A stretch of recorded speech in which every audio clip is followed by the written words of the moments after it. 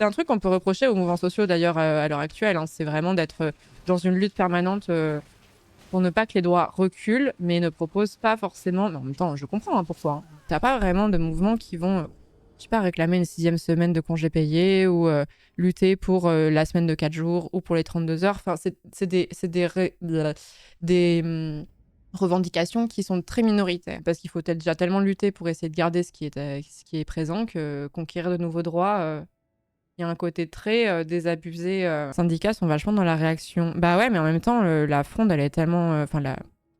Les attaques, elles sont tellement vénères que comment être dans une optique plus positive, dans le sens plus de conquête, quoi. En fait, la loi El Khomri, à l'époque, c'était la loi qui venait d'être votée à l'époque où j'ai passé mon master. C'était la loi travail qui avait suscité beaucoup de réactions et de mouvements sociaux, d'ailleurs. Et c'était une loi... Oh, putain, le contenu de la loi El Khomri, il y a beaucoup de choses, en vrai. C'est le plafonnement des indemnités de licenciement, en fait, il y a tout un truc où je vais pas rentrer dans les détails, mais de négociation, on met en avant le dialogue social, en gros, pour pouvoir un peu contrecarrer des choses que la loi impose et tout ça, avec les accords d'entreprise et tout ça.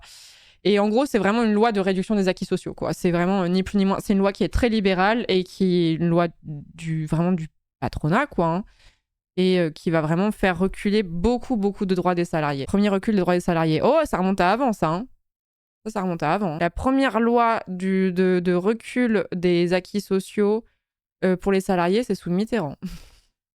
Moi, j'en veux à mort à Hollande pour sa gestion du mariage pour tous, mais comme beaucoup. Hein, mais ce projet, il a été mené avec le cul. Ce qui me pose problème, c'est le fait que la loi, elle a mis 1000 ans à être votée et qu'elle a permis de faire émerger des courants... homophobe et de se prendre une violence totale dans la rue, alors que la loi, elle aurait pu être votée beaucoup plus vite que ça, dans des conditions beaucoup moins violentes pour les personnes qui étaient concernées, mais pas que. Hein. Et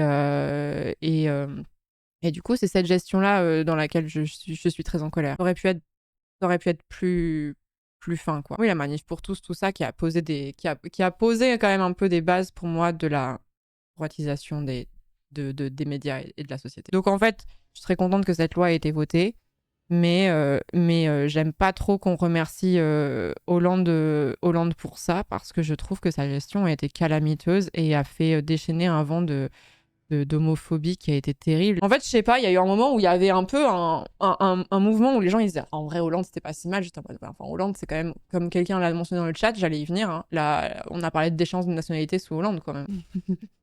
Puis son premier ministre de l'économie, je vous rappellerai pas qui c'était, quoi. Je ferai pas l'offense de vous rappeler ce truc-là. Je pense qu'il faut être un peu rancunier des fois dans la vie.